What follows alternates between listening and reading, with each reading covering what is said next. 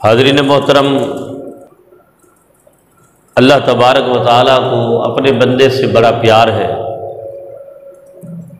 اور جب بندہ تھوڑی سی عبادت کی شکل میں کوئی اضافی عبادت اللہ کی بارگاہ میں پیش کرتا ہے تو فرمایا فاذکرونی اذکرکم واشکروا لی ولا تکفرون،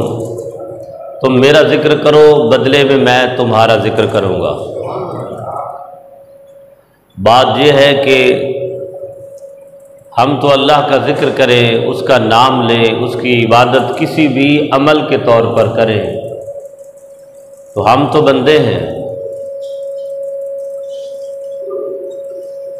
لیکن تھوڑی کر یار ہلکی کر، لیکن اگر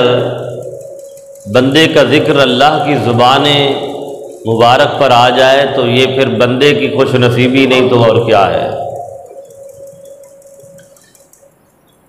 فرض نماز، ٹھیک ہے، فرض نماز ہمارے اوپر قرض ہے، فرض نماز اہل ایمان پر کیا ہے؟ قرض ہے، قرض۔ فرض نماز تو ہمارے اوپر ہے قرض، جو اس قرض کو نہیں اتارے گا اللہ اس سے سوال کرے گا۔ اقیم الصلاۃ، نماز پڑھو کا حکم آیا، نماز قائم کرو کا اللہ تعالیٰ نے حکم نامہ ارشاد فرمایا۔ یہ ہم مقروض ہیں،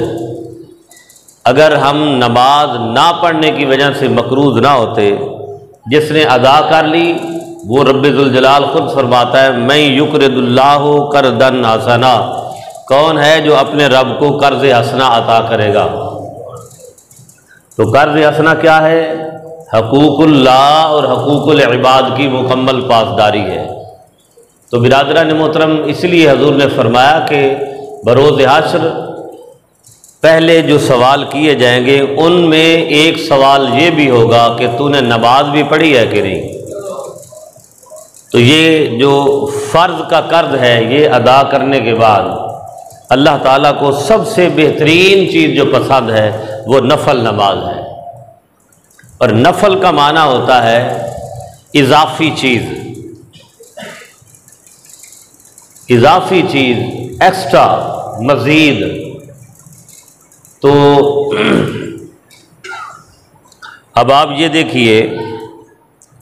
کہ اگر بندے نے بھی بندے کا کچھ دینا ہو اور بندہ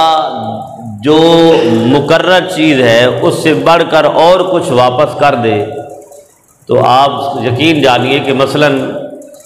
میرے کسی نے 10 روپے دینے ہیں اور دینے کے بعد وہ 1 روپیہ اور دے دے، 11 دے دے، کہے کہ جی میں آپ سے خوش بڑا ہوں، آپ میری مشکل میں کام آئے تھے، تو کیا مجھے خوشی نہیں ہوگی؟ اسی طرح بندہ جب فرض سے آگے بڑھ کر نوافل کی طرف جاتا ہے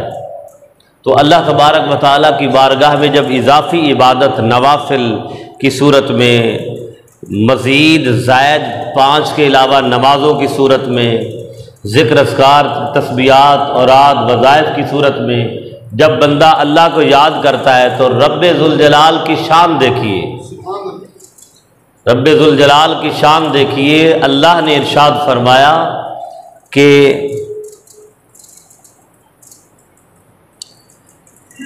اذا ذکرنی ذکرتہ، جب میرا بندہ مجھے یاد کرتا ہے میں اسے یاد کرتا ہوں۔ فإن ذکرنی فی نفسی ذکرتہ فی نفس، اگر وہ اپنے دل میں خاموشی سے اکیلے مجھے یاد کرتا ہے تو میں بھی اپنی شان کے مطابق اسے اپنے دل میں یاد کرتا ہوں۔ فإن ذکرنی فی ملأ، اگر وہ لوگوں کو اکٹھا کر کے میرا ذکر کرتا ہے، ذکرتہ فی ملأ خیر منہ، تو اس کے اجتماع میں عام لوگ ہوتے ہیں، نمازی ہوتے ہیں، پرہیزگار ہوتے ہیں، مگر میرا بندہ جب اضافی چیز ذکر کی صورت میں، نوافل کی صورت میں، عبادت کی صورت میں میری بارگاہ میں پیش کرتا ہے تو میں فرشتوں کو بلا کر اپنے اس بندہ مجتبی کا ذکر کرتا ہوں کہ فرشتوں دیکھو میرے بندے نے یہ میرے پاس بھیجا ہے عمل۔ تو برادران محترم نفل نماز کی بڑی اہمیت ہے، اور آقا صلی اللہ علیہ وآلہ وسلم نے ارشاد فرمایا وَمَا تَقَرَّبَ إِلَيَّ عَبْدِي بِشَيْءٍ أَحَبَّ إِلَىٰ مِمَّا افْتَرَضْتُهُ عَلَيْهِ وَلَا يَزَالُ عَبْدِي يَتَقَرَّبُ إِلَيَّ بِالنَّوَافِلِ، کہ اللہ رب العزت کا یہ فرمان ہے کہ میرا بندہ جن عبادتوں سے میرا قرب حاصل کرتا ہے ان میں کوئی عبادت مجھے اس سے زیادہ عزیز نہیں جو میں نے اس پر فرض کی ہے۔ پہلے تو یہ بات فرما دی، فرض عبادت، نماز فرض، حج فرض، زکوٰۃ مال دیا ہے تو فرض، جی روزے فرض عبادت۔ پھر فرمایا میرا بندہ نفلی عبادت کر کے مجھ سے اتنا قریب ہو جاتا ہے، یتقرب الی بالنوافل حتی احببتہ، یہاں تک کہ ان نوافل کے ذریعے میں اسے اپنا بندہ محبوب بنا لیتا ہوں۔ حتی احببتہ فکنت سمعہ الذی یسمع بہ، میں اس کے کان بن جاتا ہوں جن سے وہ سنتا ہے، اللہ اکبر، جن سے وہ سنتا ہے۔ وبصرہ الذی یبصر بہ، اور میں اس کی آنکھیں بن جاتا ہوں جن سے وہ دیکھا کرتا ہے۔ یہ اولیاء اللہ جو اللہ تعالیٰ کا قرب حاصل کرتے ہیں، جو اولیاء الرحمن ہیں، جو رب کے محبوب بندے ہیں، جو ولی ہیں، دیکھیں نا وہ اپنی آنکھوں سے دیکھ کے جو بتا دیتے ہیں، اپنے کانوں سے سن کے جو کر دیتے ہیں، یہ رب کا فضل ہے جو ان پر اللہ تعالیٰ نازل فرما دیتا ہے۔ پھر فرمایا وَيَدُهُ الَّتِي يَبْطِشُ بِهِ، وَيَدُهُ الَّتِي يَبْطِشُ بِهِ، اور میں اس کے ہاتھ بن جاتا ہوں جن سے وہ پکڑتا ہے، جن سے وہ گرفت کرتا ہے۔ وَإِن سَأَلَنِي لَأُعْطِيتُهُ، اگر وہ میرا بندہ ہاتھ اٹھا کے میری بارگاہ میں کچھ مانگتا ہے تو میں اسے فوراً عطا فرما دیتا ہوں۔ وَلَئِنِ اسْتَعَاذَنِي لَأُعِيذَنَّهُ، اگر وہ میری پناہ چاہتا ہے تو میں کہتا ہوں تو میری پناہ میں آ گیا، تو میری حفاظت میں آ گیا۔ تو برادران محترم یہ جو نوافل ہیں اس کا قرب یہ ہے کہ اللہ رب العزت جو ہے اپنا قرب عطا فرماتا ہے، اس لیے ہمیں فرض نماز کے علاوہ نوافل جو ہے ان میں کثرت کرنی چاہیے۔ مثال کے طور پر ہر نماز میں یہ جو سنتیں ہیں، فجر کی الگ 2 سنتیں، ظہر کی پہلے 2 سنتیں، پھر 2 سنتیں، پھر نفل، عصر کی پہلی 4 سنتیں وہ غیر مؤکدہ ہیں، مغرب کے بعد 2 سنت 2 نفل، عشاء کے ساتھ سنتیں نوافل ہیں، یہ سب حضور علیہ السلام سے ثابت ہے۔ اب ایک شخص 4 فرض 2 فرض 3 فرض پڑھ کے تو سلام پھیر کے وہ گیا اور یہ گیا، تو جب آپ اپنا قرض اتار کے جا رہے ہیں اور اللہ تعالیٰ کی بارگاہ میں کوئی اضافی عبادت کے اور نفل اور ایسی عبادت پیش ہی نہیں کر رہے تو اللہ رب العزت فرمائے گا ٹھیک ہے یہ تیرا قرض ہے، تو نے اتار دیا، میں قبول کروں یا نہ قبول کروں میری مرضی ہے، لیکن وہ جو اضافی عبادت ہے سب سے پہلے تہجد کی نماز، کہ جب بندہ ہر ایک مخلوق اپنی محو استراحت میں ہے، سو رہی ہے، اور بندہ ہر چیز چھوڑ کے اللہ کی بارگاہ میں کھڑا ہوتا ہے، تو پچھلی ہر رات کے پچھلے پہر میں اللہ اپنی شان کے مطابق آسمان دنیا پر نزول فرماتا ہے۔ تو اب آپ یہ دیکھیے کہ اس وقت اگر کوئی جاگ رہا ہے تہجد کے وقت تو وہ براہ راست اللہ کی نظر میں کتنا خوش نصیب ہے وہ۔ میاں صاحب نے فرمایا نا رات پوے تے بے دردانو سکھ دی نیندر آوے، درد مدانو تانگ سجن دی ستیاں آن جگاوے۔ یہ تو پھر جب لگ جاتی ہے نا، لگ جاتی ہے تو پھر انسان کو بستر بھی سکون نہیں دے سکتا۔ جب لگ جاتی ہے، جب لگ جاتی ہے اور پھر جڑ جاتی ہے، وہ لگا دیتا ہے اور بندے کو اپنے ساتھ جوڑ لیتا ہے، تو پھر بندے کو کسی بات اور کسی کام میں شغل اور مصروفیت نہیں رہتی۔ ہر وقت جیسے حضور نے فرمایا کہ نماز قائم کرنے والا وہ نمازی ہے، کہتے ہیں نا نماز پڑھنا اور قائم کرنا، قائم کرنے والا نمازی وہ نمازی ہے جو ہر ایک نماز ادا کرنے کے بعد دوسری نماز میں ایسے تڑپتا رہے جیسے مچھلی تڑپتی ہے پانی کے بغیر۔ اللہ اکبر۔ تو برادران محترم نفل صبح پھر یہ تہجد کی نماز، پھر اشراق کی نماز نفل، پھر چاش کی نماز، اس کے بعد پھر صلاۃ الاوابین کی مغرب کے ساتھ نماز، پھر صلاۃ التسبیح کی نماز، پھر صلاۃ التراویح کی نماز، پھر یہ جو رات کو صلاۃ اللیل کی نماز، یہ سارے نوافل ہیں۔ اور پھر آپ حضور علیہ الصلوۃ والسلام کے فرامین میں کہ جو شخص وضو کر کے مسجد میں آتا ہے، وضو کر کے مسجد میں آتا ہے، وہ نماز ادا کرتا ہے جسے تحیۃ الوضو کی نماز کہتے ہیں۔ تحیۃ الوضو کی نماز حضور علیہ الصلوۃ والسلام نے فرمایا جو مسلمان اچھا وضو کرتا ہے پھر نماز پڑھتا ہے تو اللہ تعالیٰ اس کے اگلی نماز تک کے گناہ معاف فرما دیتا ہے۔ اچھا اب یہ دیکھیے کہ بندہ نماز پڑھنے آ گیا، اس کو پتہ ہے کہ میں نے صغیرہ، یہ بات کبیرہ گناہوں کی نہیں، ہمیشہ یاد رکھیے۔ جب یہ بات احادیث آپ کہیں عالم سے سنیں، کسی کتاب سے پڑھیں، آپ کے پاس کوئی آپ کے پاس بھیجے جس میں جی ایک نماز سے دوسری نماز کے درمیان اللہ تعالیٰ گناہ معاف فرما دیتا ہے، ایک حج سے دوسری حج کے درمیان، ایک رمضان سے دوسرے رمضان کے درمیان، تو اس سے مراد صغیرہ گناہ ہوتے ہیں، ہمیشہ یاد رکھیے گا۔ کون سے گناہ ہوتے ہیں؟ کبیرہ نہیں، مختلف احادیث میں آیا۔ جب آقا علیہ الصلوۃ والسلام یہ فرماتے تھے کہ صغیرہ گناہ اللہ معاف فرما دیتا ہے، تو ساتھ یہ بھی فرمایا کہ نہ کہ وہ کبیرہ گناہ، یعنی اگر بندہ بڑے گناہ نہ کرے، بڑے گناہ قتل، شراب نوشی، زناکاری اور اس کے ساتھ یعنی جو اب آپ یہ دیکھیں کہ بڑے یہ گناہ کبیرہ، ان کی معافی بندہ معاف کرے گا تو اللہ معاف کرے گا، بندہ معاف کرے گا تو اللہ معاف کرے گا۔ تو صغیرہ کیا گناہ کیا ہے؟ بس تقاضا ہے انسانیت، بشریت، ہم ظاہر بات ہے ہماری فطرت میں اللہ نے یہ چیزیں رکھی ہیں،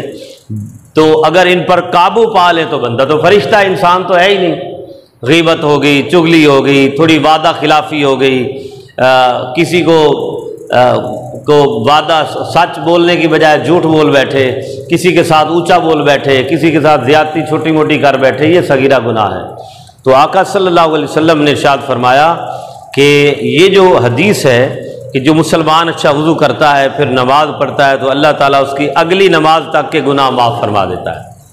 یہ بات تو سمجھ آتی ہے کہ بندہ نماز پڑھنے آیا اور چھوٹے موٹے گناہ ہو گئے، اللہ معاف فرمانے والا ہے۔ فرمایا نہیں، اگلی نماز میں ابھی تو پتہ ہی نہیں کہ گناہ ہونے ہیں کہ نہیں، یا بندے نے نہیں کرنے یا کرنے ہیں، تو فرمایا اگلے بھی پہلے معاف فرما دیتا ہے، پچھلوں کی تو بات پھر اللہ کی شان کے ساتھ ہے۔ یہ تحیۃ الوضو،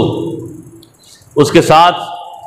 توبہ کی نماز ہے کہ اگر کوئی شخص سے دیکھیں اللہ والوں کے کام کیا تھے، ولیوں کی توبہ کا اور مقام ہے، ہماری توبہ اور ہے۔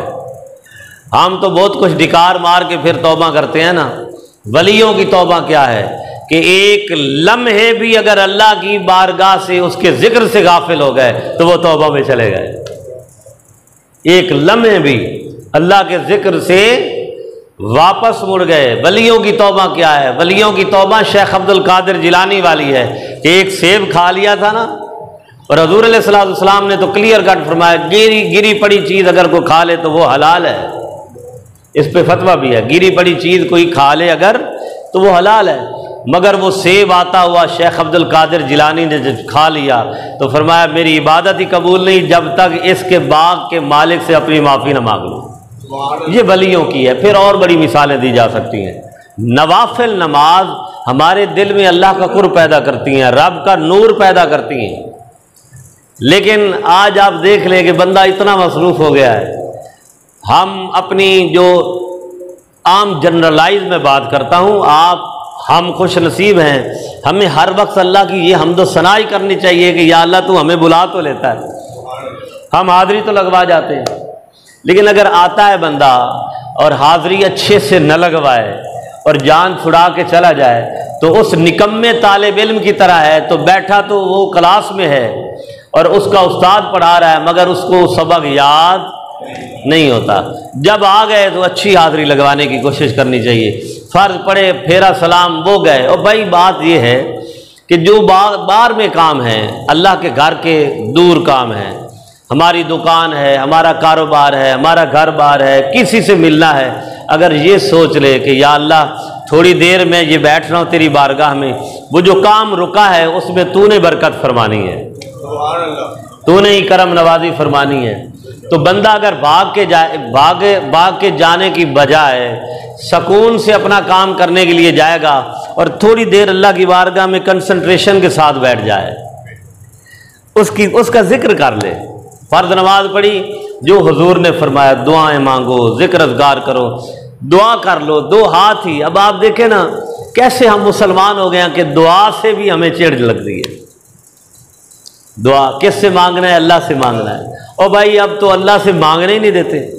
دعا سے بھی ہمیں چڑ لگتی ہے۔ تو ایک بندہ جب دعا ہی نہیں مانگتا یا مانگنے والوں کو روکتا ہے تو اب بتائیے کہاں سے مانگیں گے، کہاں سے مانگیں گے؟ تو یہ جو اضافی چیز ہے اللہ کی بارگاہ میں پیش کرنا، اللہ کو اس سے بڑی محبت ہے، بڑی محبت ہے۔ اور رب فرشتوں میں ذکر کرتا ہے کہ دیکھو تم کہتے تھے کہ یہ بندے کن کو بنا رہا ہے، اور پھر اگلی بات سجدے سے اللہ تعالیٰ کو محبت ہے، شیطان کو نفرت ہے۔ حضور علیہ الصلوۃ والسلام نے فرمایا جب بندہ مومن سجدہ کرتا ہے نا شیطان دور بھاگتا ہے۔ کیوں؟ کہتا میں نے تو کیا نہیں، تو سجدے پہ سجدہ کرتا جا رہا ہے، تو سجدے پہ سجدہ کرتا جا رہا ہے۔ قرآن میں تلاوت سجدہ 15 آیا، سجدہ کر لیا۔ اللہ نے جو ہے کوئی گناہ ہو گیا اللہ کی بارگاہ میں سجدہ کر لیا، نفل نماز، فرض نماز، اللہ نے کوئی نعمت دی، اللہ اکبر، اللہ کی بارگاہ میں جھک گئے۔ یہ حضور علیہ الصلوۃ والسلام کے آقا علیہ الصلوۃ والسلام کے معمولات میں تھا سجدہ شکر۔ آقا علیہ الصلوۃ والسلام نے سجدہ شکر بھی جو ہے وہ ادا کیا۔ یہ حدیث میں آیا کہ جبریل امین حضور علیہ الصلوۃ والسلام کی بارگاہ میں آئے اور عرض کرنے لگے یا رسول اللہ صلی اللہ علیہ وآلہ وسلم، جو شخص آپ پر ایک بار درود پڑھے گا اللہ تعالیٰ اس پر 10 رحمتیں بھیجے گا۔ یہ حدیث جب لے کے آئے نا حضرت جبریل امین تو حضور علیہ الصلوۃ والسلام سجدے میں چلے گئے۔ اللہ اکبر، درود حضور پر ایک دفعہ اور پڑھنے والے پر اللہ کی 10 رحمتیں۔ جب جبریل امین یہ لے کے آئے حضور کہاں چلے گئے؟ سجدے میں چلے گئے اور سجدہ شکر بجا لائے۔ اللہ کوئی نعمت عطا کرے، دینی دنیاوی کوئی نعمت بھی ادا کرے، دیکھیے سجدہ نہیں چھوڑنا۔ ایک سجدہ جسے تو گرا سمجھتا ہے 1000 سجدوں سے دیتا ہے آدمی کو نجات۔ اس لیے کہ سجدے سے شیطان کو چڑ ہے، سجدے سے ابلیس کو چڑ ہے، سجدے سے کافر کو چڑ ہے، سجدے سے منکر کو چڑ ہے۔ اگر سجدے سے پیار ہے تو وہ رب ذوالجلال کو ہے کہ وہ رب فرماتا ہے میرے بندے ذرا سجدے میں جا کے دیکھ، تیری ہر عزت کا مقام، تیرا سر، تیرا ماتھا، تیری بلندی، تیرا سٹیٹس، تیرا مرتبہ، تیرا درجہ جب تو سجدے میں چلا جاتا ہے تجھے نہیں پتا میں رب ذوالجلال خوش ہوتا ہوں، میرا عرش خوش ہوتا ہے۔ عرش کہتا مولا کیوں خوش ہوا ہے؟ رب کہتا ہے اے میرے عرش میرا بندہ سجدے میں گیا ہے، اس کو سجدے میں نے اپنی معراج عطا فرما دی ہے۔ سجدے سے رب کو بڑا پیار ہے، سجدے سے لوگوں حضور نے فرمایا جسے دنیا میں سجدہ کرنا نصیب نہیں، قیامت کے دن اللہ کی مخلوق، ایک تو حضور سجدہ کریں گے نا وہ سجدہ شفاعت، اللہ کی بندے بھی جب اللہ تعالیٰ بندوں کو اپنی نعمتوں کا مزدہ فضا سنائے گا، جا میرے بندے میری جنت میں چلا جا، جا میرے بندے تو میری فلاں نعمت حاصل کر لے، تو اللہ کے عام بندے بھی رب کی بارگاہ میں سجدہ کریں گے کہ یا اللہ شکر ہے تیری ذات کا۔ مگر حضور نے فرمایا جس نے دنیا میں سجدہ نہیں کیا ہوگا وہ ترس رہا ہوگا، حدیث پاک میں وہ ترس رہا ہوگا کہ میں بھی سجدہ کروں، مگر وہ قیامت کے دن سجدہ، یہ ذہن میں رکھیے قیامت کے دن سجدہ نہیں کر سکے گا، چونکہ عمل کا تعلق تو دنیا کے ساتھ ہے۔ اس لیے بھائیو آج اللہ نے ہمیں یہ وقت دیا ہے، آج سجدہ کر لو اللہ کی بارگاہ میں، چاہے فرض نماز کی صورت میں ہے یا نوافل نماز کی صورت میں ہے۔ ہم اپنی غرضیات، اپنی احتیاجیات، ہم اپنی خواہشات، ہم اپنی ضرورتیں پوری کرنے کے لیے کہاں کہاں سجدے کرتے ہیں، کسی دولت مند کی چوکھٹ پر، کسی وڈیرے کی چوکھٹ پر، کسی مغرور کی چوکھٹ پر، لیکن ایک سجدہ جسے تو گرا سمجھتا ہے اور جہاں سے سب کچھ ملنا ہے وہاں سے انسان بھاگا ہوا ہے۔ جہاں سے اللہ نے سارا کسی اگر متکبر کے دل میں بھی ہمارے لیے نرمی پیدا کرنی ہے تو صرف رب ذوالجلال نے پیدا کرنی ہے۔ اگر کسی دولت مند کے دل میں بھی، کسی سٹیٹس والے کرسی والے کے دل میں بھی اللہ نے نرمی پیدا کرنی ہے تو اس سجدے والے نے پیدا کرنی ہے۔ تو اگر یہاں سجدہ کر لیں تو ہمارا ایمان ہے، کبھی جو رب کی بارگاہ میں ساجد ہوتا ہے، جو ساجدین ہیں، رب کسی کو بھی کسی کے پاس جب جائے گا تو کوئی بھی اسے دھتکارے گا نہیں، بلکہ رب اس کے دل میں بھی ہمارے لیے نرمیاں پیدا فرما دے گا۔ وما علیہ الا البلاغ۔